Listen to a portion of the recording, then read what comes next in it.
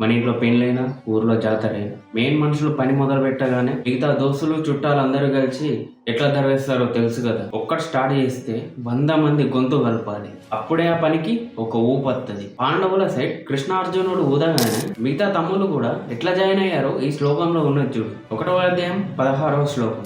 అనంత విజయం రాజా కుంతీపుత్రో యుధిష్ఠిర నకులాం సహదేవచ్చ సుఘోష మణిపుష్పకౌ. కుంతిపుత్రుడైన ధర్మరాజు యుధిష్ఠరుడు అనంత విజయం అనే శంఖాన్ని ఊదాడు. నకులుడు సుఘోషం అనే శంఖాన్ని ఊదాడు. సహదేవుడు మణిపుష్పకం అనే శంఖాన్ని పూరించాడు.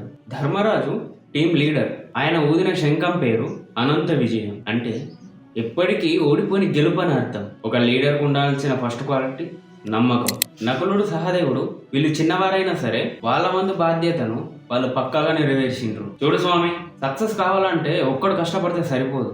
ఇంట్లో పెద్దోడికి ఒక విజన్ ఉండాలి. ధర్మరాజులా చిన్నోళ్ళు దానికి సపోర్ట్ ఇవ్వాలి. మన లైఫ్లో కూడా మనం ఏదైనా గోల్ పెట్టుకున్నప్పుడు మన ఆలోచనలన్నీ ఒకే దిశలో ఉండాలి. నేను గెలుస్తా అని నీ మనసు గట్టిగా నమ్మితే అనంత విజయం. నీ బాడీలో ఉన్న ప్రతి అణువు దానికి తప్పకుండా సహకరిస్తుంది. టీమంతా ఒకటైతేనే ఆ శబ్దం శత్రు గుండెల్లో రైళ్లను పరిగెత్తిస్తాయి. పెద్దోడు దారి చూపాలి, చిన్నోడు తోడు నిలవాలి. అందరి గొంతు ఒకటైనప్పుడే విజయం మన ఇంటి అడ్రస్ వెతుక్కుంటూ వస్తుంది. ఓం నమః శివాయ. ఈ శ్లోకంలో ఏమైనా తప్పులుంటే నన్ను క్షమించండి. అలాగే తప్పేంటనే కామెంట్ బాక్స్లో తెలియజెప్పండి. అలాగే మీ సపోర్ట్ నాకు ఇంకా కావాలి. నా ఛానల్ ఇప్పుడే సబ్స్క్రైబ్ కూడా చేసుకోండి. Thank you.